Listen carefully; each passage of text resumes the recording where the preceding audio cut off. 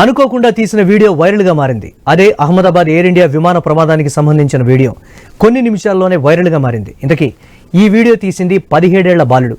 Takeoff తర్వాత క్రమంగా విమానం కిందకు దిగుతూ కుప్పకూలిన దృశ్యాలు ఆ వీడియోలో స్పష్టంగా కనిపించాయి.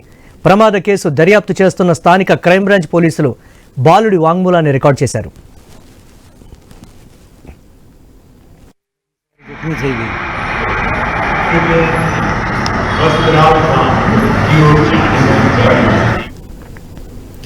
అహ్మదాబాద్ ఎయిర్పోర్టుకు సమీపంలో 17 ఏళ్ల ఆర్యన్ కుటుంబం అద్దెకుంటోంది. విమానాలు టేకాఫ్ అవుతున్న వీడియోలు చిత్రీకరించడం ఆర్యన్కు అలవాటు.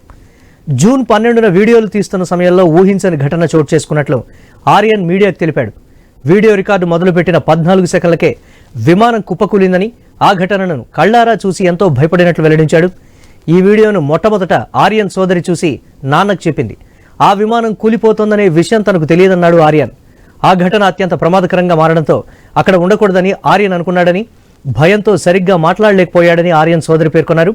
ఆ రాత్రంతా మేల్కొని ఉన్నాడని, ఏం తినకుండా మౌనంగా ఉండిపోయాడని ఇంటి యజమాని సైతం తెలిపారు.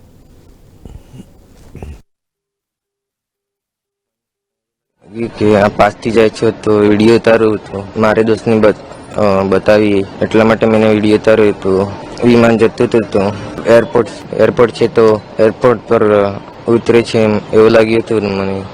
હવે નીચે ઉતરી તો આગ નીકળી તો ગમ પડ્યો, આમ બ્લાસ્ટ થઈ ગઈ છે. ડર ગયા था मैं तो. મારી બેનને બતાવ્યું હતું. મને એવું ఈ వీడియో తీసిన మైనర్ను అరెస్టు చేసినట్లు వస్తున్న వార్తలను పోలీసులు తోసిపుచ్చారు.